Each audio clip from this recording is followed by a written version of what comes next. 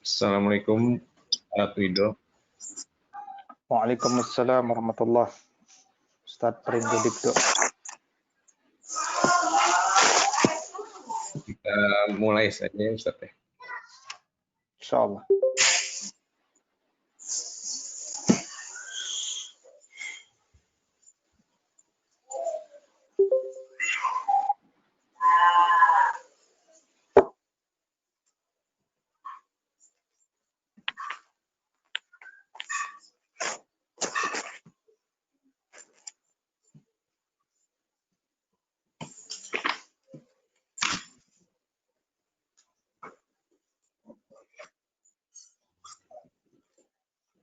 Bismillahirrahmanirrahim. Assalamualaikum warahmatullahi wabarakatuh. Alhamdulillahirrabbilalamin. Wassalatu wassalam ala Sayyidina Muhammad wa ala alihi wa ashabihi ajma'in. Syukur Alhamdulillah kita bisa bertemu malam ini di kajian Rohis Doctors, melanjutkan pembahasan kitab Tarbiyatul Aulad dengan Ustadz Wido Supraha. Sebelum mulai, marilah kita sama-sama membaca Ummul Quran Surat Al-Fatihah. Semoga dengan keberkahan Surat Al-Fatihah, majelis kita ini mendapatkan keberkahan dari Allah Subhanahu wa Ta'ala dan kita mendapatkan ilmu yang bermanfaat. Al-Fatihah. A'udzu billahi minasyaitonir rajim. Bismillahirrahmanirrahim. Alhamdulillahirabbil alamin. Arrahmanir rahim. Maliki yaumiddin. Iyyaka na'budu wa iyyaka nasta'in. Ihdinas siratal mustaqim. Siratal ladzina an'amta 'alaihim ghairil maghdubi 'alaihim waladdallin. Amin. Silakan Ustadz Wido untuk memulai kajiannya. Ya, bismillahirrahmanirrahim. Allahumma anfa'na bima 'allamtana wa 'allimna bima yanfa'una wa zidna ilma. Uhayyikum jami'an bi tahiyyatil islamil khalidah wa tahiyyatul islami salam. Assalamualaikum warahmatullahi wabarakatuh. Alhamdulillahi rabbil alamin wa bihi nasta'inu ala umurid dunya waddin. Asyhadu an la ilaha illallah wa asyhadu anna Muhammad Rasulullah. Allahumma fasalli wa sallim wa barik ala sayyidina Muhammad sayyidil mursalin wa ala alihi wa sahbihi ajma'in, amma ba'du. Bapak-bapak, ibu-ibu semuanya, mobil khusus Rohis Landakers yang mudah-mudahan dimuliakan oleh Allah Subhanahu wa Ta'ala. Pada sesi yang terakhir kita telah mengkaji tentang bagaimana cara Rasul Shallallahu Alaihi Wasallam mempengaruhi jiwa anak-anak di masanya. Pada kesempatan kali ini, kalau tidak salah sesi yang kelima, kita akan masuk pada perbincangan tentang urgensi pendidikan iman kepada anak-anak kita. Dan hal ini adalah satu bagian daripada kebiasaan dan tradisi dari kalangan para sahabat Nabi Shallallahu Alaihi Wasallam dahulu, bahwa mereka itu selalu mendahulukan iman bahkan sebelum Al-Quran. Ya, ketika hari ini banyak orang tua yang memaksakan anak untuk lebih dahulu dekat dengan Al-Quran atau mengajarkan sesuatu keterampilan tentang Al-Quran. Tetapi Abdullah ibn Mas'ud dulu mengatakan bahwa kami dulu ditanamkan iman sebelum kami diajarkan Al-Quran. Maka iman dulu sebelum Al-Quran ini diambil dari kebiasaan ya para sahabat Nabi Shallallahu Alaihi Wasallam dahulu. Dan memang kalau kita perhatikan ayat-ayat Allah Subhanahu Wa Taala yang berbicara tentang dorongan agar ayah dengan bunda itu menanamkan iman, itu banyak sekali ya. Kalau kita lihat misalkan dorongan yang ada di dalam Al-Quranul Karim. Ya, kalau kita lihat Quran surat Toha, ya, surat ke-20 ayat 132, di sana Allah Subhanahu wa taala firmankan, a'udzubillahi minasyaitonir rajim, wa'mur ahlaka bis-salati wastabir 'alaiha. Perintahkanlah anakmu untuk mendirikan salat dan bersabar dalam memerintahkan mereka. Nah, ini menarik nih. Jadi Allah secara khusus mengajarkan kepada kita untuk mendidik keluarga kita. Kalau suami berarti istrinya dan anak-anaknya. Bukan saja memerintahkan sholat ya, tapi yang terbaik adalah mengajak anak-anak untuk, atau istri dan anak-anak untuk sholat berjamaah. Tidak sholat sendiri-sendiri. Ya, tidak sholat di kamar mereka masing-masing, tapi selalu hidupkan sholat berjamaah. Wabil khusus di masa pandemi ini, ketika memang waktu kita lebih banyak bersama anak-anak kita, maka momen-momen itu momen-momen yang hendaknya bisa kita kondisikan ya sebaik mungkin. Karena as-salatu imaduddin, salat itu adalah tiang agama. Faman aqamaha faqad aqamaddin wa man tarakaha faqad adamaddin. Kalau orang itu terbiasa menegakkan salat, sampaikan kepada anak kita bahwa itu kontribusi yang paling mudah untuk terlibat dalam menegakkan agama. Tapi kalau kita meninggalkan salat, itu adalah contoh kontribusi kita menghancurkan agama. Jadi cara menghancurkan agama ini adalah dengan cara meninggalkan sholat. Nah, memerintahkan anak sholat itu bukan hal yang mudah. Karena itu Allah Subhanahu wa taala Maha mengetahui, sehingga Allah katakan wastabir 'alaiha. Bersabar. Kita perlu tips, trik, ya, keistiqomahan, motivasi kepada anak kita. Ya, sehingga kemudian mereka betul-betul mencintai sholat. Ya, cirinya adalah kalau kita terlambat sholat, anak kita mengingatkan kita. Ya, Abi, ayo kita sholat. Nah, ini menunjukkan bahwa anak sudah terpatri pada waktu-waktu tertentu itu. Ya, nah ini penting ya, mendirikan sholat dan bersabar dalam masalah itu. Yang kedua adalah dorongan profesional bagi ayah bunda untuk mendidik anak dalam Al-Quran, yaitu dalam Quran surat At-Tahrim ayat 6 yang sering diangkat itu. Yaitu ya ayyuhalladzina amanu qu anfusakum wa ahlikum nara, yang diterjemahkan atau ditafsirkan sebagai wahai orang-orang beriman, ajarkan istri dan anak-anakmu adab, ya, dan ajarkan mereka ilmu, ya, agar mereka terhindar dari api nerakanya Allah. Jadi mendidik adab dan mendidik ilmu itu dorongan ya dari Al-Qur'an kepada kita. Berikutnya juga para ulama sering mengangkat ayat-ayat terkait tentang muhasabah untuk mengingatkan ayah bunda, ya, sudahkah mereka menjalankan perannya sebagai ayah dengan bunda dengan profesional, profesional dalam perspektif Islami gitu ya. Jadi bahkan Quran surat An-Nahl surat ke-16 ayat 93 yang notabene ayat itu bersifat umum ya, yaitu Allah berkata, Allah berfirman wala tus'alunna amma kuntum ta'malun. Kalian itu nanti akan ditanya tentang apa yang kalian kerjakan. Itu pun dalam konteks parenting ditarik kepada mengingatkan ayah dengan bunda bahwa kita ini nanti ditanya loh sebagai ayah, sebagai bunda, apakah kita sudah mengerjakan apa yang kita apa yang seharusnya diperintahkan kepada kita. Masih ingat mungkin kalau tidak salah di kelas ini saya pernah menyampaikan kisah seorang ayah yang dipandang telah durhaka kepada anaknya oleh Umar ibn al-Khattab radhiyallahu taala anhu, karena setelah diinterogasi anaknya ternyata selama hidupnya anak itu memang tidak mendapatkan hak yang seharusnya diberikan seorang ayah kepadanya, seperti memberikan ibu yang baik untuk anaknya. Ya, itu maksudnya adalah waktu memilih istri ketika di awal. Kemudian yang kedua, tidak memberikan nama yang baik untuk anaknya, nama yang mengandung doa yang memberikan motivasi. Yang ketiga adalah tidak mengajarkan Al-Quran dan ilmu kepada anak-anaknya. Jadi wajar anaknya durhaka karena sebelumnya ayahnya telah durhaka. Nah, jadi Umar mengingatkan kepada sahabat ini, engkau yang sebenarnya telah durhaka kepada anakmu. Ya, engkau telah durhaka kepada anakmu, sehingga anakmu menjadi durhaka. Nah, ini makanya menjadi bagian daripada muhasabah kita. Ya. Makanya kemudian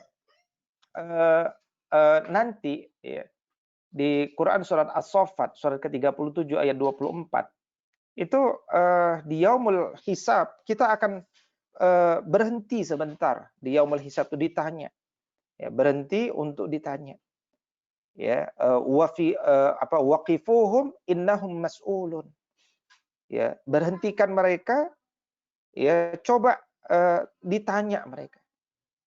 Ya, dalam konteks parenting, apakah kita sudah menjalankan fungsi kita sebagai pendidik, bukan sekedar pemberi nafkah, pemberi rumah, tempat tinggal buat anak-anak kita, tapi pendidik. Karena memberikan nafkah, memberikan rumah itu belum pada substansi pendidikan yang harus kita berikan kepada anak kita. Berikutnya Quran surat An-Nisa ayat 11. Ya, yaitu ketika Allah mengatakan yusikumullahu fi auladikum. Allah mensyariatkan bagi kalian tentang anak-anakmu. Maksudnya apa? Maksudnya dalam konteks harta waris, ya, dalam konteks pembagian harta waris. Ya, jadi bagaimana kemudian kita mendidik anak-anak kita tentang bagaimana menegakkan syariat dalam masalah hukum waris. Nah, ini juga penting bagi kita sehingga anak-anak itu sejak kecil telah paham betapa pentingnya untuk menegakkan hukum waris. Kalau enggak nanti mereka tidak mengerti hukum waris, ya. Jadi dan ini harus dididik oleh orang tuanya, ya. Kemudian juga syariat terkait tentang menyusui anaknya selama 2 tahun. Ya, ini contoh mendidik yang profesional. Quran surat Al-Baqarah 233. Walidatu yurdi'na auladahunna haulaini kamilain. Ya, jadi kamilain, bahkan kalau bisa 2 tahun sempurna. Banyak ibu-ibu yang kemudian mengganti dengan breast pump gitu ya, dan kemudian menyuapi anaknya air susu itu. Nah, dalam kacamata psikologi Islami boleh jadi itu belum bisa mengganti. Jadi itu tidak lebih baik dibandingkan anak menyusui langsung kepada ibunya. Karena di situ nanti terbangun jalinan jalinan cinta, jalinan kasih sayang, kerahiman, ya, sifat yang terikat, ya, kelembutan. Jadi energi-energi orang tua itu kebaikannya lahir kepada anak justru ya di masa-masa itu, ya, di masa-masa ketika khususnya 2 tahun pertama menyusui itu akan terjadi ikatan batin yang kuat di sana. Atau kemudian dalam Quran surat Al-Mumtahanah surat ke-60 ayat ke-12 Allah katakan wala yaqtulna auladahun. Ya, jangan sampai kalian membunuh janin atau anak-anak kalian. Jangan aborsi, jangan kemudian khawatir kemiskinan, ya. Kemudian anak kita bunuh dan seterusnya. Nah, ini contoh dorongan-dorongan profesional mendidik anak dalam Al-Qur'an. Di dalam As-Sunnah juga dorongan itu banyak sekali. Ya, di antaranya adalah mengubah orientasi manusia bahwa dia betul-betul harus terlibat dengan pendidikan iman ini kepada anak-anaknya. Ya, diawali dengan muhasabah tentunya bahwa ar-rajul ra'in fi ahlihi wa mas'ulun an ra'iyati. Laki-laki itu adalah pemimpin dan dia nanti akan ditanya pada hasil kepemimpinannya, khususnya dalam bab yang kita bicarakan kepemimpinan dalam bidang pendidikan untuk anak-anaknya. Makanya Nabi mengatakan la an yu'addibar rajulu waladahu khairun min an yatasaddaqa bisa'in.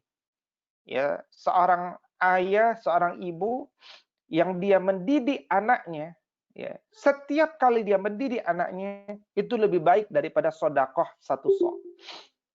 Jadi kita ahli sodakoh bagus, ya, tetapi kebagusan itu kira-kira itulah yang Allah ganjar kepada ayah bunda yang selalu punya semangat mendidik anaknya waktu demi waktu, hari demi hari dengan nilai-nilai keislaman, gitu ya, dengan nilai-nilai keislaman. Yang kedua, bahwa kata Nabi Shallallahu Alaihi Wasallam, manahala walidun waladan afdalu min adabi hasanin, ya, afdalu min adabi hasanin, ya, bahwa tidaklah seorang ayah itu memberikan kepada anaknya sesuatu yang lebih baik daripada adab yang mulia. Jadi ternyata yang terbaik bagi seorang ayah itu, kata Nabi SAW justru adalah memberikan pendidikan adab yang mulia, itu yang terbaik. Ya. Memberikan pendidikan adab yang mulia kepada anak-anaknya, itu yang terbaik. Jadi Nabi SAW mengatakan tidak ada lagi pemberian yang lebih baik dibandingkan dengan memberikan adab yang mulia. Artinya ayah harus mengenal apa itu adab dan apa adab yang mulia. Maka fokuslah memberikan itu yang paling utama, yang paling penting. Dan hadis ini menjadi satu penguat tentang Quran surat At-Tahrim tadi ya, surat 66 ayat 6, agar kemudian kita ini terlibat dalam mendidik anak-anak kita gitu. Dengan adab dulu, baru kemudian ilmu. Adibuhum wa allimuhum. Kemudian yang ketiga, terdapat pesan juga dari Nabi SAW untuk selalu mendidik kebaikan. Ya. Kata Nabi SAW, "Allimu auladakum wa ahlikumul khair wa addibuhum." Ya, selalu ajarkan kepada mereka untuk mencintai kebaikan, mengejar kebaikan, merawat kebaikan, dan biasakan mereka adab, ya, tegak adab dalam diri mereka. Jadi bagaimana kemudian anak-anak itu mengenal dan mengejar albir, kebaikan, al-khair, kebaikan. Ya, rindu dengan kebaikan, tidak malu untuk berbuat kebaikan. Ini kadang-kadang terbalik, anak-anak kita berbuat kebaikan malu, tapi berbuat yang sebenarnya buruk itu nggak malu. Nah itu boleh jadi di satu zaman itu yang akan terjadi. Nah peran kita adalah meluruskan apa yang bengkok. Ya, meluruskan apa yang bengkok. Jadi kalau kemudian mereka malu untuk menegakkan kebaikan, ya, maka kita balik, ya, kenalkan kepada mereka bahwa ya kebaikan sekecil apapun, meskipun sebesar biji zarrah, itu besar di hadapan Allah Subhanahu wa taala. Sebagaimana pesan Luqman kepada anaknya, "Wahai anakku tersayang, perbuatan baik sebesar biji sawi sekalipun itu besar di hadapan Allah Subhanahu wa taala. Meskipun tidak ada orang yang tahu karena biji sawi itu sudah kecil, berada di dalam batu, batunya tersimpan di dalam bumi." Gitu. Berikutnya adalah bagaimana kemudian Nabi SAW mengajarkan adibu auladakum ala salasi khisal.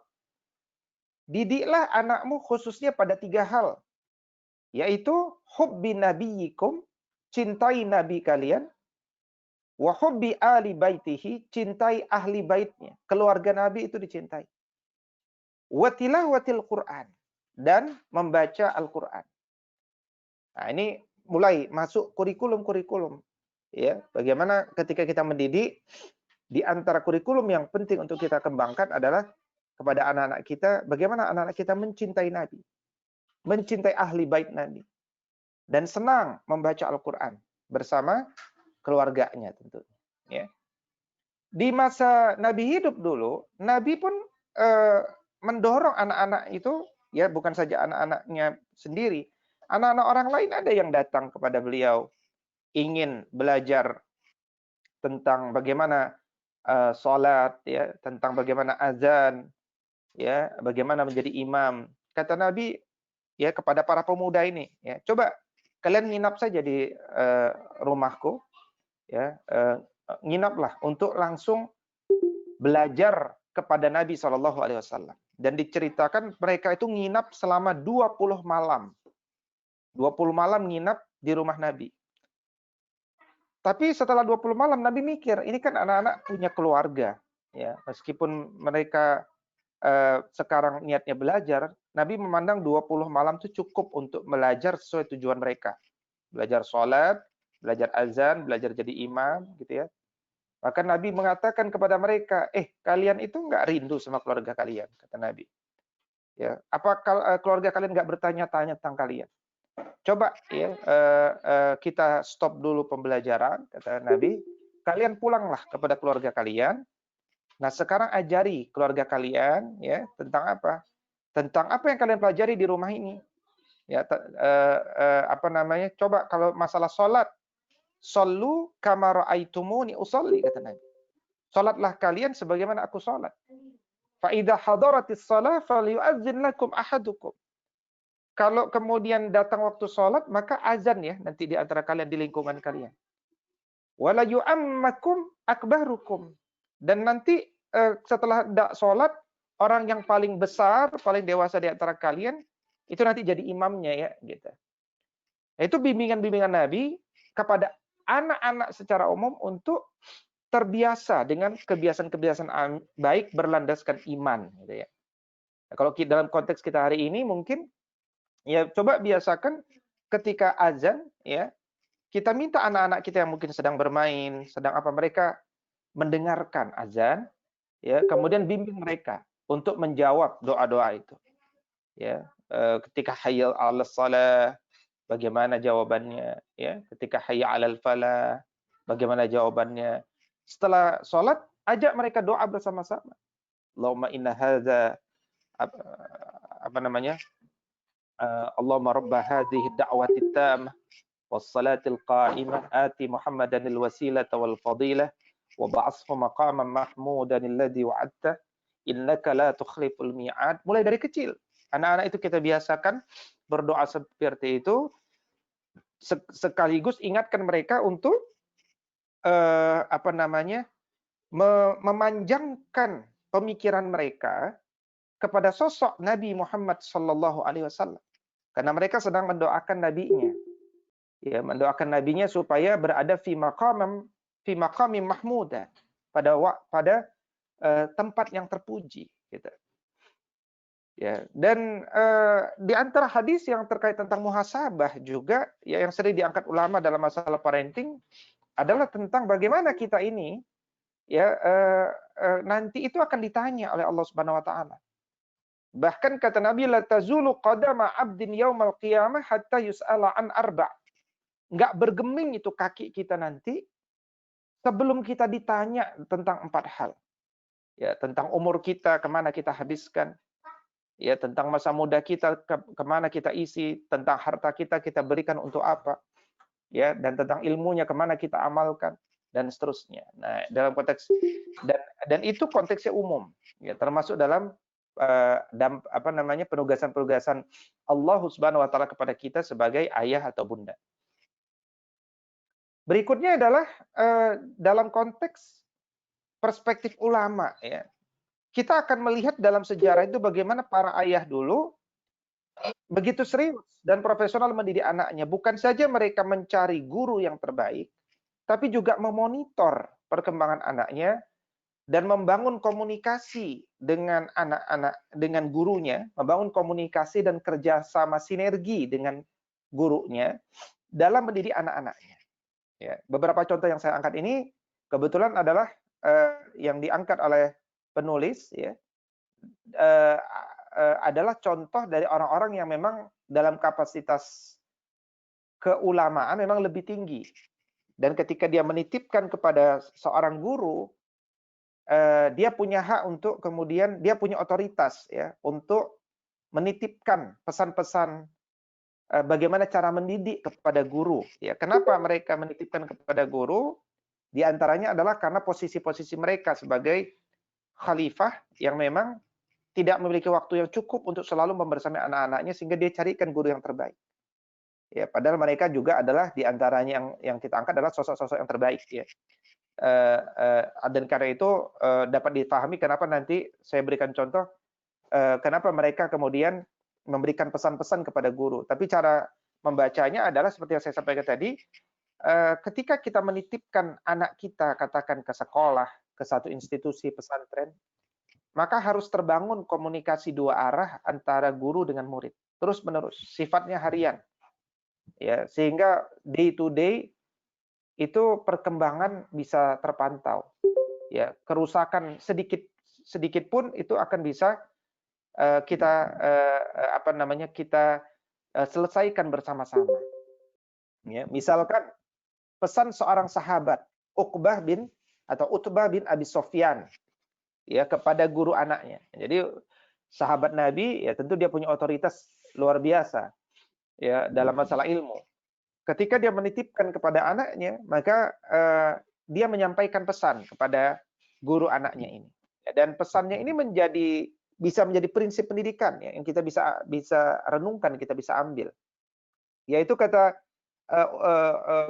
Utbah bin Abu Sufyan kepada guru anaknya adalah kira-kira dengan bahasa kita, wahai guru, ya, sebelum engkau mendidik anakku ini maupun anak-anak orang lain, ya, maka jangan lupa agar engkau selalu memperbaiki dirimu. Nah, ini yang sering saya sampaikan adalah siapapun yang sadar bahwa dirinya adalah guru, pendidik, termasuk kita para ayah, ketika kita ingin mendidik anak kita, maka awali dengan mendidik diri kita sendiri terlebih dulu. Ya, didik diri kita terlebih dahulu sebelum mendidik anak-anak kita. Karena menjadi guru itu ya sekedar membagi kepada murid-murid apa yang telah kita pahami. Ya. Kenapa kata Uqbah bin Abu Sufyan kepada guru ini? Kenapa engkau harus memperbaiki dirimu sendiri? Karena penglihatan anak-anak ini akan melihat engkau. Ya. Apa yang baik menurutmu, ya, itu akan menjadi ilmu bagi mereka, itu baik. Apa yang tidak baik menurutmu, itu pun akan jadi standar ilmu bagi anak, itu tidak baik. Ya. Nah, berikutnya kata Uqbah bin Abu Sufyan, berikutnya coba engkau ajarkan biografi kisah orang-orang soleh.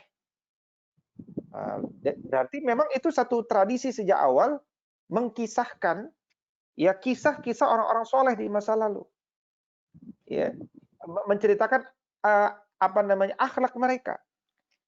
Nah, kemudian yang menarik, ya, Uqbah bin Abu Sufyan dalam konteks ayah ini dia katakan, engkau boleh tetapkan aturan untuk anakmu dan jadikan diriku sebagai ancamannya. Artinya apa?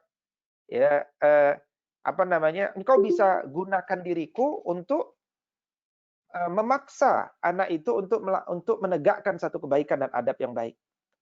Tapi jangan didik mereka dengan membandingkan dirinya dengan ayahnya. Nah, itu jangan, karena masing-masing anak tentu punya potensi-potensi yang berbeda. Ya, tetapi kita fokus pada kebaikannya, bukan pada sekedar fokus pada sosoknya, gitu. Ya. Nah, karena itu kata Uqbah bin Abu Sufyan, wahai guru, jadilah engkau seorang dokter, ya, yang kemudian engkau hanya memberikan resep obat dari satu penyakit yang engkau telah ketahui pasti. Jadi seorang guru itu dia harus menjadi dokter. Dalam pengertian dia harus tahu apa sih penyebab anak ini katakan susah menghafal, keras jiwanya, pendendam, hasad. Dia harus bisa mengetahui apa penyebabnya sehingga resepnya tepat, gitu. Ya, resepnya tepat. Nah, maka setelah disampaikan seperti itu, Uqbah bin Abu Sufyan katakan, aku percayakan seluruh urusan pendidikan anakku kepadamu, ya, kepada gurunya. Ya, kepada gurunya. Dari Ibu Miranti, suaranya tidak kedengaran. Apakah suara saya tidak kedengaran? Terdengar jelas, Ustaz. Baik. Terdengar, Ustaz. Baik, jazakallah khair. Baik, yang berikutnya, ya, kalau kita baca muqaddimah yang ditulis oleh Ibnu Khaldun yang tebal itu, ya, disebutkan oleh beliau kisah tentang Khalifah Harun ar-Rasyid. Ya, Harun ar-Rasyid ini khalifah yang puncaknya Abbasiyah itu ada di Harun ar-Rasyid. Ya, nanti anak-anaknya mulai menurun, ya. Harun ar-Rasyid ini puncak, ya, yang bisa disamakan dengan kalau di Umayyah itu kepemimpinan Umar bin Abdul Aziz, ya. Nah, Harun ar-Rasyid ketika dia menitipkan Al-Amin, ya, itu anaknya, ya, kepada seorang guru, ya, katakan, ya, gurunya bernama Ahmar. Ya Ahmar, ini Amirul Mukminin, artinya ini presiden sedang mempercayakan belahan jiwanya, buah hatinya kepadamu. Maka aku minta, wahai Ahmad, engkau buka hatimu lebar-lebar, ya, engkau buka tanganmu lebar-lebar untuk menerima anakku ini, ya, untuk engkau tegakkan ketaatan kepada Allah kepada anak ini. Ya, dan hendaknya engkau selalu membersamai anak ini, ya, bacakan Al-Quran kepada anak ini, ajarkan kepada anak ini hadis-hadis, kata Harun Ar-Rasyid, ya, bacakan kepada anak ini syair-syair, ajarkan sunnah kepada anak ini, ya, kemudian ajarkan anak ini tentang ilmu kalam, ya, ajarkan anak ini tentang adab agar dia tidak suka tertawa berlebihan, ya. Jadi kalau dia tertawa ada adabnya, ada waktunya, ya. Dan hendaknya setiap kali dia ketemu engkau, wahai Ahmar, tidak ada yang dia dapatkan kecuali ilmu. Setiap ketemu engkau, dia dapat pelajaran, dia dapat ilmu, ya. Sehingga apa? Pikirannya tidak mati. Jangan sampai engkau bangun institusi pendidikan ini tidak ada kurikulum. Akhirnya anakku ini punya waktu kosong. Dia berleha-leha. Dia menganggur, dia bersenang-senang. Maka luruskanlah anakku ini dengan penuh kelembutan. Kalau dia menolak, engkau boleh gunakan, ya, peraturan-peraturan kedisiplinan. Begitu. Jadi pemimpin sekelas Harun Ar-Rasyid saja dipersilahkan, ya, dipersilahkan kepada gurunya untuk apa? Untuk tegakkan adab yang diyakini kepada anak. Ya, kalau kita mendidik tidak sepakat dalam hal ini, kadang anak ditegakkan disiplin oleh guru kita marah, gitu ya. Ini adalah awal daripada kerusakan, ya, daripada pendidikan itu. Berikutnya juga kalau kita lihat pesan Abdul Malik, ya, Abdul Malik bin Marwan kepada guru anaknya. Ya sama, ya. Abdul Malik bin Marwan pun katakan begini kepada gurunya. Ya, wahai guru anakku, ajarkan yang paling utama kepada anakku ini kejujuran. Ini khalifah-khalifah luar biasa, ya. Pesan-pesannya pesan-pesan ilmu semuanya. Ajarkan kepada mereka kejujuran. Sebagaimana seriusnya engkau mengajarkan murid-muridmu itu Al-Quran. Jadi engkau mengajarkan muridmu Al-Quran sama semangatnya ketika engkau mengajarkan tentang kejujuran. Ya. Kita perlu ingatkan anak-anak kita. Nabi itu yang paling yang paling terlihat dari sosok beliau itu apa? Yaitu kejujuran itu, Al-Amin. Makanya orang yang paling dekat dengan beliau adalah juga orang yang paling jujur, As-Siddiq, Abu Bakar. Nah, makanya yang disebut sebagai kejujuran ini penting. Ya, bagaimana kemudian seorang anak itu dibiasakan untuk jujur, meskipun ada konsekuensi dari kejujuran itu. Dan itu yang paling mahal, kejujuran itu. Ya. Kemudian kata Abdul Malik bin Marwan sebagai khalifah, biasakan anakku ini dengan akhlak yang terpuji. Bacakan kepada mereka syair-syair yang membuat mereka menjadi semakin berani dan bersemangat. Buat kurikulum agar mereka ini bisa berkumpul, ya. Misalkan pekan ini kita rihlah kemana? Berkumpul dengan orang-orang besar, para ilmuwan, para ulama, ya, atau istilah kita hari ini kunjungan tokoh. Jadi anak-anak ketika mereka banyak bertemu dengan tokoh-tokoh besar, mereka akan mudah-mudahan tergerak menjadi orang-orang besar. Ya, maka kata Abdul Malik bin Marwan, jauhkan mereka dari orang-orang yang akhlaknya rendah. Ya. Dan kemudian hal penting juga yang disampaikan oleh Abdul Malik bin Marwan adalah, kalau engkau ingin mendidik anakmu, maka jangan tampakkan penegakan kedisiplinan itu di tempat keramaian. Selalu tegur anak itu di tempat yang rahasia. Ya. Boleh sampai engkau memukul anakmu, murid kami ini, anak kami ini. Jadi silakan pukul anak saya. Kalau memang engkau membutuhkan itu pada akhirnya untuk menegakkan kejujuran dan terhapusnya kedustaan dari anak itu. Kenapa? Karena dusta itu akan mengajak, ya, awalnya dusta, lama-lama akan mengajak anak untuk berbuat kemaksiatan. Dan kemaksiatan itu akan mengajak anak masuk ke neraka. Nah, sebenarnya kalimat Abdul Malik bin Marwan ini kan juga ini kutipan dari hadis Nabi sebenarnya, ya. Jadi hadis Nabi mengatakan seperti itu. Bahwa kedustaan itu mengajak kepada kemaksiatan dan kemaksiatan mengajak kepada nerakanya Allah Subhanahu wa taala. Berikutnya pesan Al-Hajjaj kepada guru anaknya yang bisa difahami bahwa kalau di satu masa ada guru-guru yang spesial, yang khusus, yang tidak banyak orang yang memiliki keterampilan atau ilmunya, tidak ada masalah kemudian pelajaran itu didahulukan. Ya, misalkan pesan beliau kepada guru anak-anaknya, ya, coba ajari anakku ini berenang sebelum belajar menulis. Padahal secara umum orang belajar menulis dulu. Kenapa? Karena guru yang bisa renang di masa itu sedikit. Sementara guru yang bisa mengajarkan mereka menulis itu banyak. Nah, ini satu satu perspektif juga. Kemudian Khalifah Umar Ibn Al-Khattab radhiyallahu taala anhu misalkan. Beliau katakan alimu auladakumur rimayatu was-sibaha warukubal khail. Ya, ajarkan anakmu itu dengan apa? Ya, ini kan isi surat sebenarnya. Isi surat khalifah untuk disampaikan kepada para penduduk negeri Syam. Ya. Ya, ajari anak-anak kalian itu, wahai penduduk negeri Syam, berenang, memanah, berkuda. Ini kan semua keterampilan kekuatan, keterampilan jasadiah ini.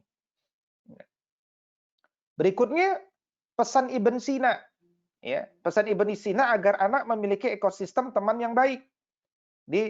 Kata Ibn Sina, ya, seorang yang juga pakar kedokteran ini, beliau katakan anak-anak di sekolah hendaknya dia punya teman-teman sebaya yang sama punya kerinduan memiliki sifat terpuji. Ya, punya tradisi-tradisi yang baik. Kenapa? Karena seorang anak itu akan meniru kebiasaan anak yang lain. Saling mencontoh, tapi juga saling menyayangi. Gitu. Berikutnya juga kita lihat pesan Hisham bin Abdul Malik. Ini khalifah juga. Ya. Ya, khalifah Umayyah kepada Sulaiman Al-Kalbi, guru anaknya. Apa kata Hisham bin Abdul Malik? Ya, kata beliau, sungguh wahai Sulaiman Al-Kalbi, putraku ini adalah bagian dari kulit mataku. Kuserahkan kepadamu untuk engkau didik. Hendaknya engkau selalu bertakwa kepada Allah dan menjalankan amanah. Ya, dan beliau sebagai khalifah memberikan pesan seperti itu. Ya, aku berikan masukan kepadamu, wahai Sulaiman Al-Kalbi, bimbing anakku ini kitab Allah, Al-Quran. Bacakan kepada mereka syair-syair yang baik. Coba bawa dia keliling rihlah, melihat bagaimana kehidupan bangsa Arab. Ya, jadi jangan sampai dia ada di istana saja, keliling, lihat bagaimana kehidupan bangsa Arab. Ambil syair-syair terbaik dari bangsa Arab. Ajarkan kepada anakku ini tentang apa itu halal, apa itu haram. Ajarkan anak ini biar bisa berpidato dan juga agar dia bisa berjihad.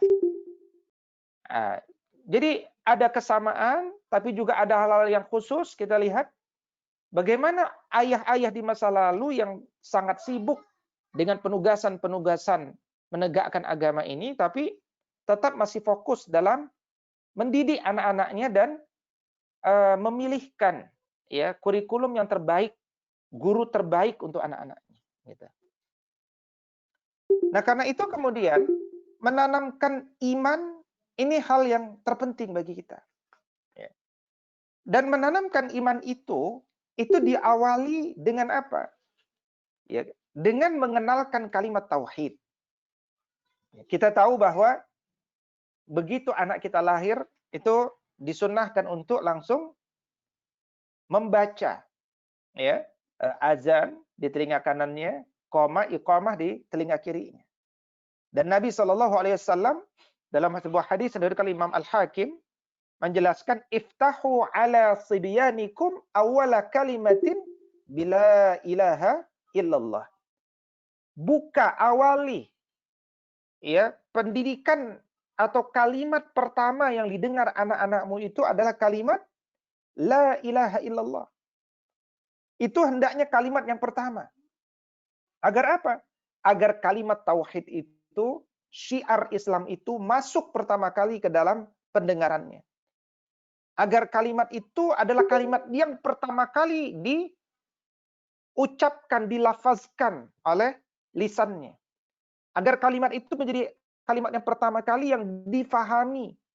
Ya. Yang pertama kali difahami. Ya. Jadi mengenalkan tentang kalimat tauhid. Yang kedua, mengenalkan kepada anak-anak kita tentang hukum halal dan haram. Ya. Kata penulis kitab Tarbiyatul Aulad ini, ya, jelaskan kepada mereka ya tentang halal dan haram. Karena Nabi sudah bilang, innal halala bayyin wa innal harama bayyin wa bainahuma umurun mustabihat. Halal itu jelas, haram itu jelas, di antara keduanya ada perkara yang samar-samar. Ya. Karena itu yang jelas itu jangan dibuat samar. Dan anak kita sejak kecil biasakan untuk terbiasa ya mencintai yang halal. Contoh, kalau dia misalkan harus jajan, biasakan anak kita melihat bahwa jajanannya itu ada logo halal. Majelis Ulama Indonesia Pusat. Termasuk kalau dia ke Malaysia, ke Singapura, ya, ke Thailand, ya, mungkin antum ajak rihlah ke sana dan seterusnya, lihat. Ya, apakah di sana atau makanan yang beli itu sudah ada logo halalnya? Ini penting. Agar anak-anak kita itu hikmahnya nanti mudah-mudahan tidak menjadi anak yang keras karena makanan. Ya, karena dipercaya makanan itu bisa membentuk karakter anak juga. Nah, karena itu Abdullah ibni Abbas radhiyallahu taala anhu dulu pernah mewasiatkan ya kepada kepada para ayah ya dalam konteks ini.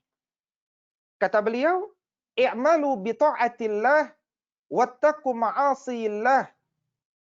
Ya, ajarkan kepada mereka untuk taat kepada Allah dan takut maksiat kepada Allah. Wa muru auladakum bi imtisalil awamir wajtinabin nawahi.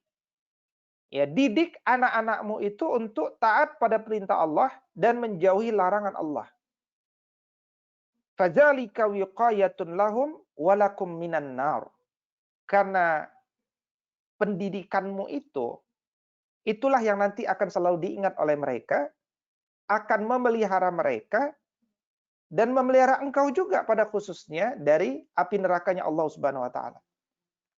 Maka ketika dia membuka kedua matanya, tumbuh besar, maka itu pun harus betul-betul dikurikulumkan anak-anak itu tumbuh besar dalam perintah-perintah Allah.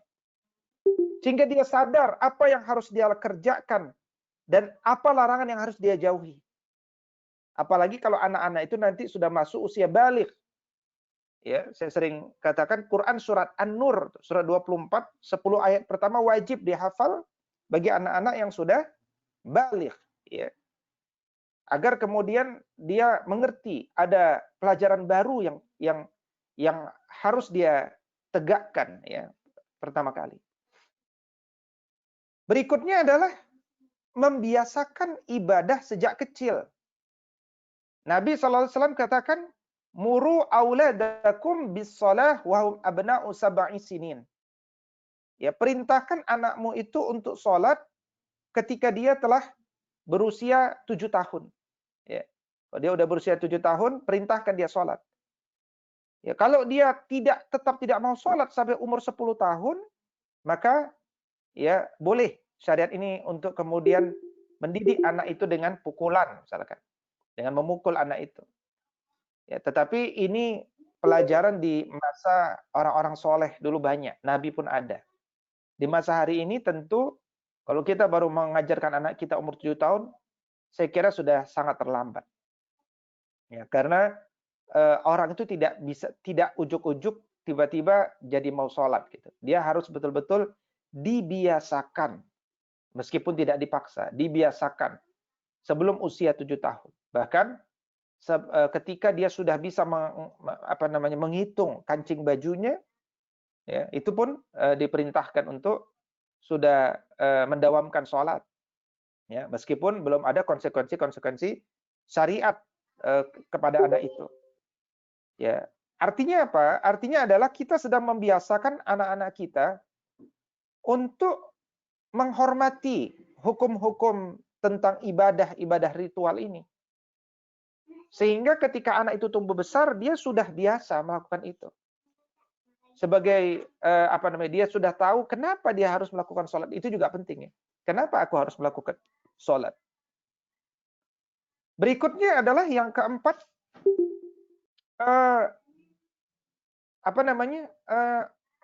kita biasakan anak kita, sebagaimana tadi hadis yang diangkat di awal, adalah untuk mencintai nabinya, mencintai ahlu baitnya, dan tentunya adalah mencintai Al-Quran. Ya. Karena kata Nabi SAW, kenapa engkau harus ajarkan itu? Karena fa'inna hamalatal Qur'an fi zilli arsyillahi yawma la zilla illa zilluh ma'a anbiya'ihi wa asfiyaihi. Karena nanti para ahlul Quran, ya, orang-orang yang yang senang dengan Al-Quran, yang membawa Al-Quran itu, artinya menghafal Al-Quran itu, mereka itu akan dilindungi dalam singgasana Allah pada hari di mana tidak ada perlindungan selain perlindungan dari Allah. Dan dia akan bersama para nabinya, bersama orang-orang yang suci dari kalangan nabinya. Ya. Karena itu di masa dahulu para sahabat Nabi sudah barang tentu mengajarkan murid-murid, anak-anak mereka mencintai nabinya, mencintai keluarga Nabi, keturunan Nabi. Juga mengajarkan Al-Quran. Ya. Sa'ad bin Abi Waqqas misalkan radhiyallahu taala anhu. Ya, sosok yang sejak muda bersama Nabi ini, ya, beliau menyampaikan bahwa kami mendidik anak-anak kami, ya, tentang peperangan Rasul Shallallahu Alaihi Wasallam, sebagaimana kami pun mendidik mereka surat-surat dalam Al-Quran. Ya, jadi sama intensitasnya itu, semangatnya itu sama. Ya. Termasuk juga Imam Al-Ghazali dalam kitab Ihya Ulumuddin, beliau menasihati bahwa hendaknya jangan remehkan mendidik anak kita dengan Al-Qur'anul Karim, hadis-hadis, cerita-cerita orang baik, dan hukum-hukum agama. Ya. Kita cukup kalau kita lihat generasi hari ini, banyak yang secara takaran dunia cerdas, tetapi tidak bisa membaca Al-Quran. Bahkan dalam beberapa video-video buatan itu kan, ketika mereka ditanya tentang rukun iman saja, banyak yang tidak bisa menjawab rukun iman. Lupa rukun iman itu apa, rukun Islam itu apa. Jadi kalau mereka tidak hafal matan tentang rukun iman, rukun Islam, ya, bagaimana kemudian itu bisa menjadi jiwa mereka, gitu. Ya, bagaimana bisa menjadi jiwa mereka. Nah, pelajaran-pelajaran iman ini yang mahal. Ya. Dan ini yang hendaknya harus kita dahulukan. Makanya kembali kalau kita buka kitab Muqaddimah yang ditulis oleh Ibnu Khaldun, beliau mengisyaratkan tentang pentingnya bukan saja belajar Al-Quran, tapi juga menghafalkan Al-Quran. Ya. Karena inilah dasar dari semua pelajaran yang ada. Ya, dan Al-Quran itu adalah sesuatu yang manfaatnya banyak. Pertama, dia menguatkan akidah anak-anak kita, keimanan anak-anak kita, juga dia bisa menjadi syiar bagi agama kita. Ya. Dalam kitab As-Siyasah, Ibn Sina itu karya beliau bukan saja Al-Qanun fit Tibb, ya, bukan saja hukum kedokteran, tapi dia juga punya buku As-Siyasah, ya, politik atau strategi. Ibn Sina menuliskan, ya, memberikan nasihatnya bahwa seorang anak itu sejak kecil dia harus sudah diajari Al-Quran. Agar apa? Agar dia bisa menyerap kandungan Al-Quran itu dan menjadi sesuatu yang tertanam dalam jiwanya sebagai bagian daripada iman. Ya. Ya, ada sesuatu yang menarik ya, satu kisah ya, apa namanya? Ada seorang soleh yang bernama Al-Fadl bin Zaid. Suatu ketika pernah melihat seorang anak laki-laki orang Arab ya, putra seorang wanita yang juga orang Arab ya. Pemuda itu luar biasa. Ya, sehingga Al-Fadl bin Zaid terkesima dengan pemuda ini. Artinya capaiannya luar biasa. Maka dia tanya kepada wanita Arab ini oleh Al-Fadl bin Zaid. Wahai ibu, bagaimana cara engkau mendidik anak ini? Ya, saya mengagumi pemuda ini. Kata wanita ini, ketika anakku ini berusia 5 tahun, maka aku sudah carikan guru yang terbaik untuk anakku ini. Nah, guru inilah yang mengajarkan anakku di usia 5 tahun itu belajar Quran dan menghafal Al-Quran. Juga belajar syair dan menghafal syair. Dan meriwayatkannya. Dan gurunya itu mengajarkan kepada anakku ini tentang bagaimana kejayaan Islam. Tentang perjuangan Islam. Sekaligus juga kutitipkan pelajaran-pelajaran tentang bagaimana kesolehan, perjuangan daripada kakeknya, daripada ayahnya, ya. Nah, itu pelajaran-pelajaran dasar. Ketika anakku ini masuk di usia remaja, maka kuajarkan dia naik ke punggung kuda. Kuajarkan dia keterampilan berkuda, memanggul senjata, ya, berkelana ke banyak wilayah. Dan kuajarkan agar dia mau taat dalam mendengarkan perintah. Jadi terkurikulum betul gitu, ya, pendidikan anaknya ini. Ya. Makanya pendidikan keterampilan, ya, memanah, berkuda ini adalah pelajaran-pelajaran yang bagus untuk dikurikulumkan di usia remaja gitu ya, di usia remaja. Nah, karena itu kemudian ya, baik seperti ini sudah ada 1 jam saya menyampaikan ya. Mungkin kalau ada yang mau bertanya Ustaz Pringgo Digdo, mungkin kita buka tanya jawab dulu ya, supaya tidak monoton satu arah. Saya cukupkan dulu mungkin Bapak Ibu yang kami sampaikan. Kita sampai pada menanamkan iman ini dulu. Aqulu qouli hadza wa astaghfirullah li wa lakum. Assalamualaikum warahmatullahi wabarakatuh. Waalaikumsalam warahmatullahi wabarakatuh. Jazakallahu khairan Ustaz atas ilmunya. Ada pertanyaan di chat dari Ibu Yayat. Assalamualaikum warahmatullahi wabarakatuh. Afwan Ustadz, saya mau bertanya bagaimana cara agar bisa menanamkan kecintaan anak mau ngaji. Metode apa yang pas di usia yang masih dini?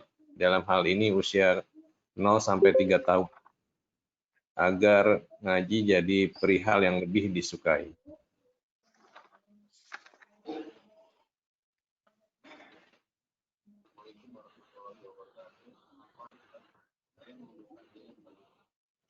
Iya, baik. Bismillahirrahmanirrahim. Yang pertama, ya, kalau tadi yang pertama adalah kita coba lihat perkembangan tumbuh kembang anak-anak kita. Di usia yang Ibu sebutkan tadi, yaitu 0 sampai 3 tahun, bahkan 0 sampai 5 tahun gitu ya. 0 sampai 5 tahun itu adalah usia anak, pendidikan anak usia dini. Targetnya adalah anak-anak itu bisa tumbuh kuat, kosakatanya banyak, tapi bagus, baik. Ya, nalarnya berkembang, sensor-sensor saraf motoriknya berkembang. Nah, itulah yang penting untuk kita pahami di sana. Ya, karena itu di 5 tahun pertama memastikan dia mendapatkan lingkungan yang baik dan kurikulum jasadiah yang baik, termasuk juga makanan yang baik, ini penting di 5 tahun pertama itu. Kemudian anak-anak itu kalau tidak dikurikulumkan untuk dengan kosakata-kosakata tertentu, dia pada faktanya akan cepat merekam kosakata-kosakata yang lain. Karena itu adalah sesuatu yang sangat dianjurkan jika Bapak Ibu di anak-anak di usia 5 tahun pertama itu dikondisikan untuk menghafal Al-Quran dengan metode talqin, ya, ditalkinkan Al-Quran. Bukan diajarkan membaca Quran. Ya, bukan diajarkan baca Quran. Makanya di pendidikan anak usia dini, di dunia pendidikan itu pun nggak boleh kita mengajarkan anak kita membaca dan menulis. Calistung, itu belum masanya. Karena memang dalam penelitian hari ini pun juga calistung itu nanti di usia dasar, ya. Sekolah dasar itu dia baru mulai belajar menulis, berhitung, dan seterusnya. Tetapi kosakata baik, apalagi ayat-ayat Allah Subhanahu wa taala, ini baik sekali kita talkinkan kepada anak kita di usia dini. Berikutnya kemudian 5 tahun pertama itu adalah awal yang baik setelah kita tadi mengenalkan tentang kalimat tauhid, ya, kalimat-kalimat thayyibah kepada anak-anak kita sehingga dia punya motivasi. Maka kemudian kita bisa lanjutkan pendidikan itu dengan apa? Dengan mentafakuri kebesaran Allah Subhanahu wa taala. Ya, apapun yang kemudian terjadi dalam alam semesta ini itu kan ayat-ayat kauniyah. Jadikan itu bahan untuk menanamkan iman kepada anak-anak kita. Ya. Atau sebaliknya, ayat-ayat kauliyah yang nanti dikaitkan kepada ayat-ayat kauniyah. Atau tadi di awal ayat-ayat kauniyah disandingkan kepada ayat-ayat kauliyah. Misalkan ayat-ayat kauliyah yang kandungannya mendorong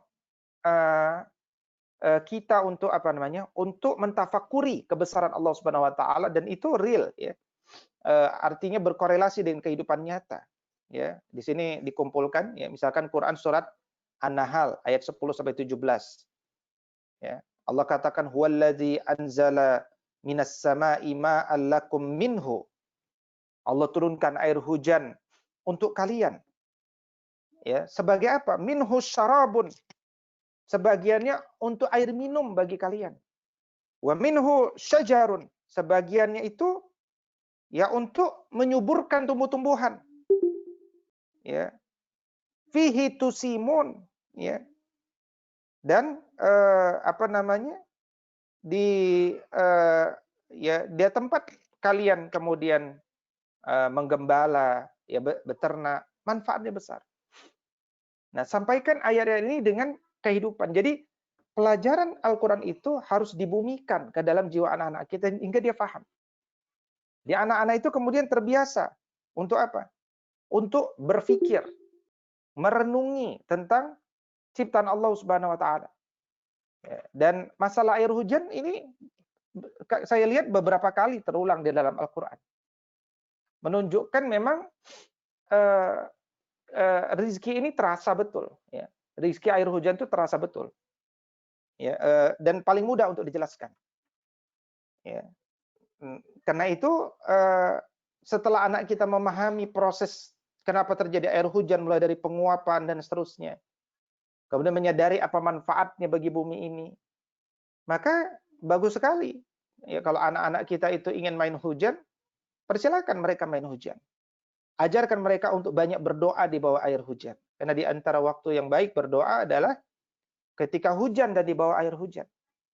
Banyak beristighfar kepada Allah Subhanahu wa taala, termasuk juga berdoa agar hujan ini menjadi hujan yang berkah dan bermanfaat. Allahumma shaiban nafi'an. Ya. Dan ayat-ayat yang lain. Ya. Berikutnya yang kedua adalah mulai 5 tahun pertama itu kita sudah biasakan anak-anak kita ini untuk khusyuk dalam ibadahnya. Bukan sekedar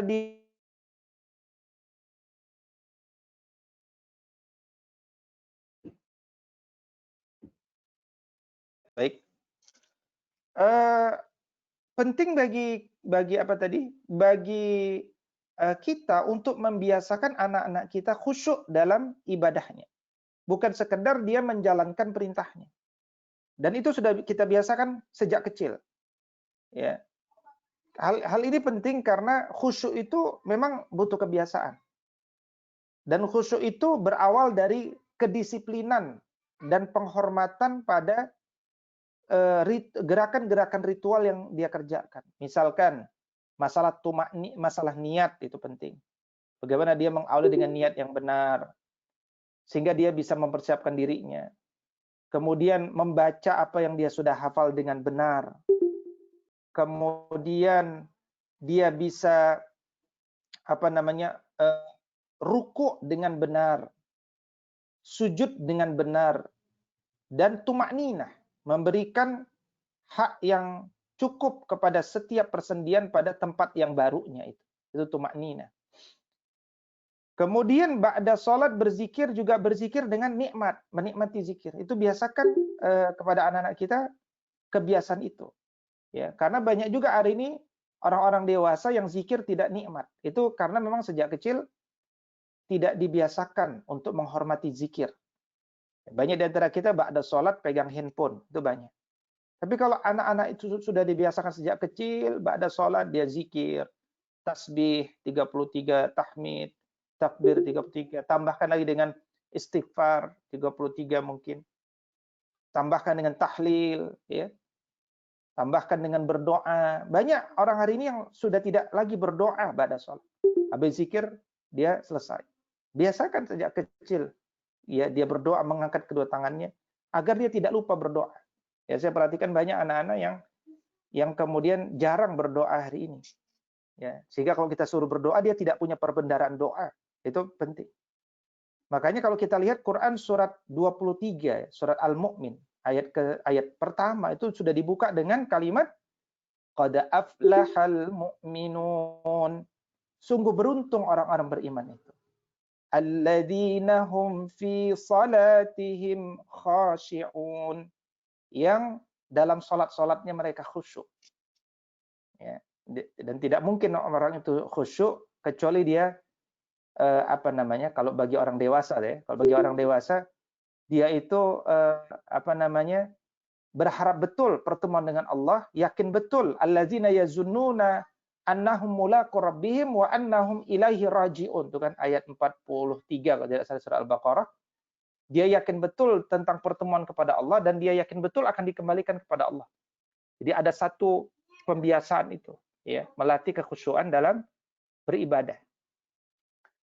Nah, berikutnya sejak kecil anak-anak kita itu sudah dibiasakan untuk muraqabatullah, ya.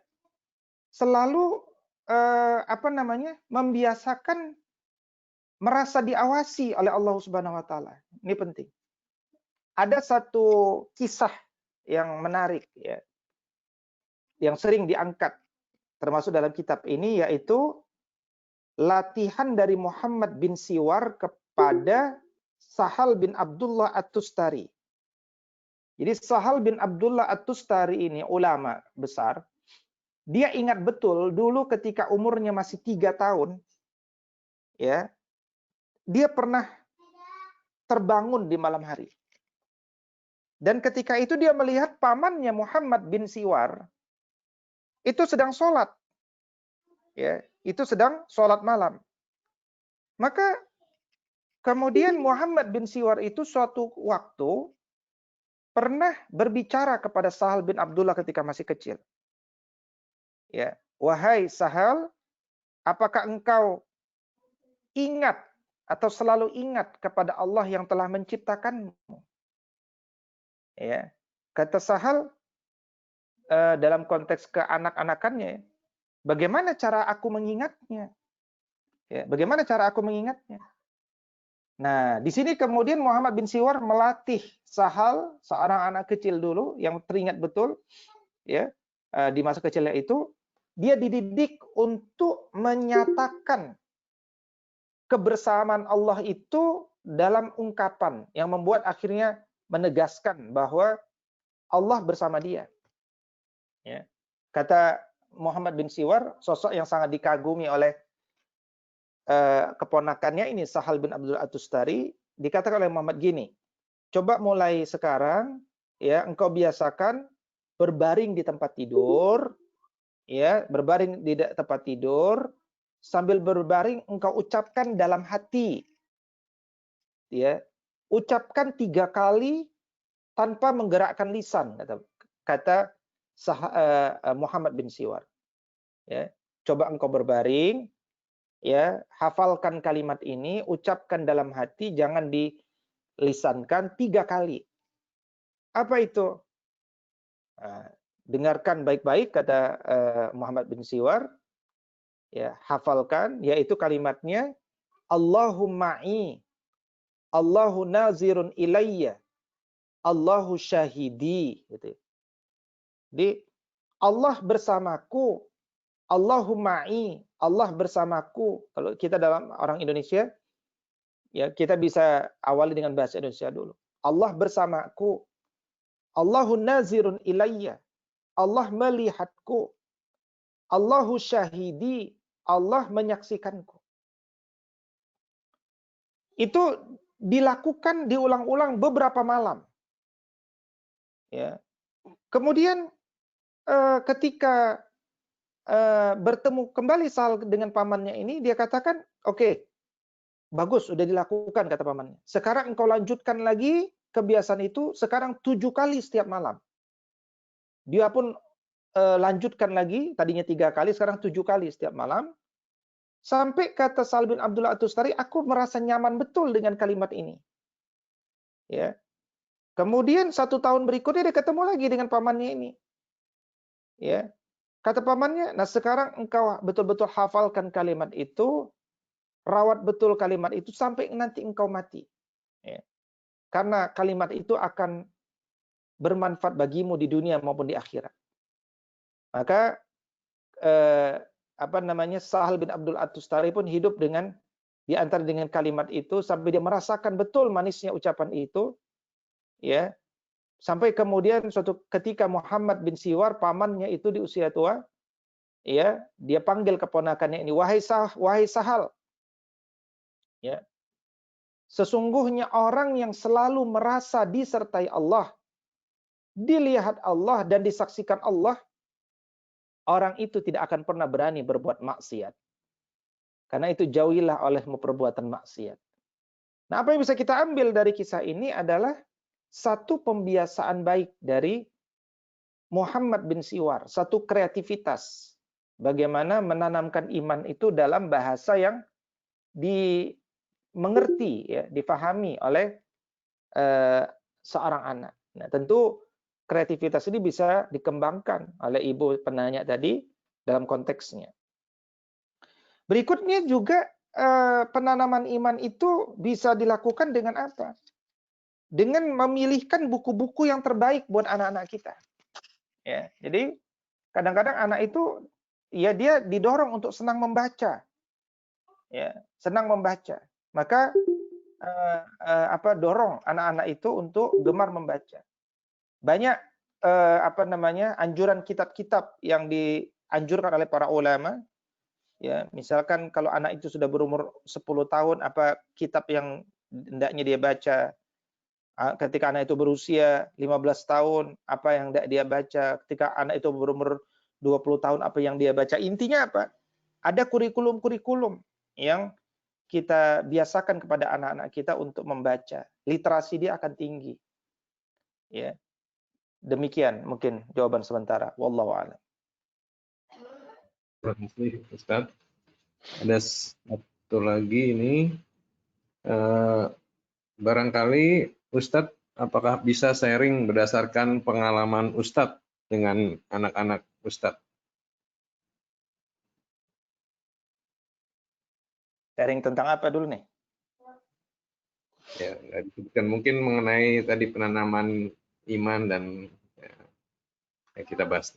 Mungkin ada satu pengalaman atau yang bisa kita teladani atau begitu.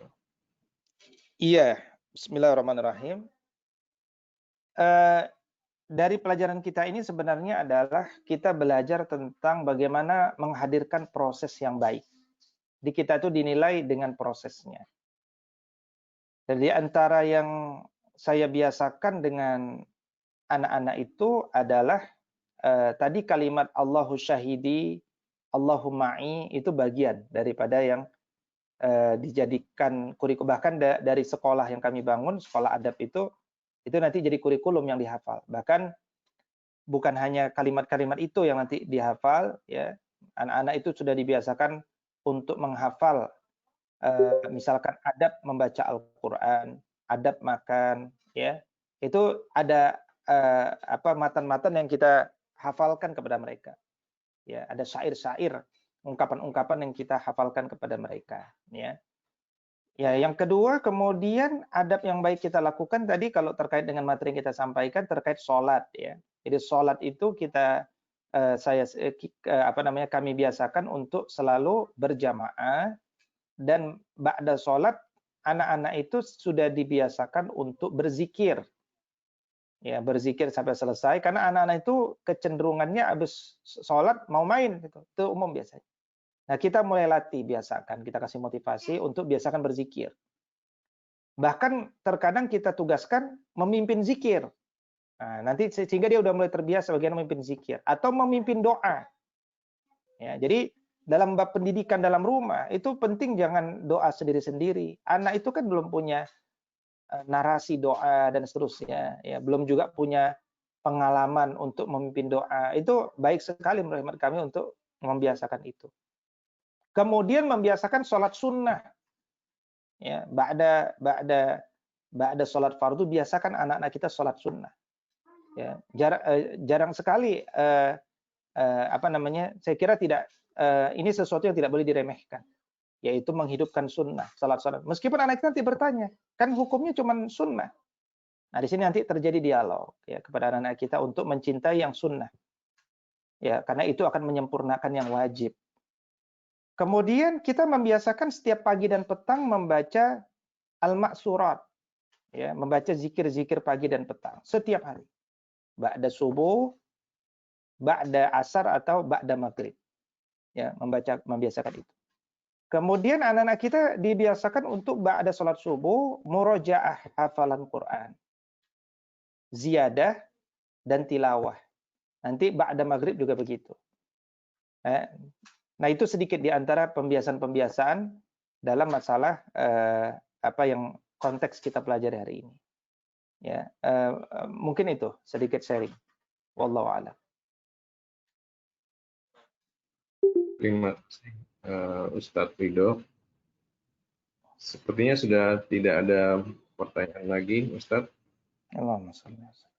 Masih ada yang mau disampaikan, Ustadz? Iya, saya kira sudah tersampaikan ya. Hari ini kita telah mengkaji tentang metode penanaman iman. Ya, tentu ini nanti bisa dikembangkan lagi dalam kajian berikutnya. Ya, tapi dari pertemuan kali ini kita diingatkan untuk jangan meremehkan penanaman iman. Jangan sampai anak kita beriman, tapi tidak ada kontribusi ayah atau bundanya. Semua kontribusi dari ustadz atau guru-gurunya. Nah, ini malam ini kita mengingatkan diri kita pribadi, jadilah orang yang terlibat dalam pembentukan iman dalam jiwa anak-anak kita. Mudah-mudahan itu jadi sedikit cara Allah mengalirkan amal-amal keimanan anak-anak kita kepada kita semuanya. Dan cintailah pekerjaan kita dalam mendidik anak-anak kita itu, jadikanlah dia di antara passion kita. Meskipun saya tahu kesibukan sebagai dokter itu luar biasa, bagi kalau suami dokter, istri dokter itu luar biasa sibuk, tapi bagaimanapun titipan Allah Subhanahu wa taala ini tetap tidak boleh disia-siakan. Maka carilah momen-momen terbaik, kurikulum-kurikulum terbaik di tengah kesibukan kita semuanya. Ya, demikian, wallahu a'lam bishawab. Yassir lana wa lakum. Jazakallahu khairan Ustadz Ridho atas ilmunya. Kita tutup majelis kita dengan membaca doa kafaratul majelis. Subhanakallahumma wa bihamdika.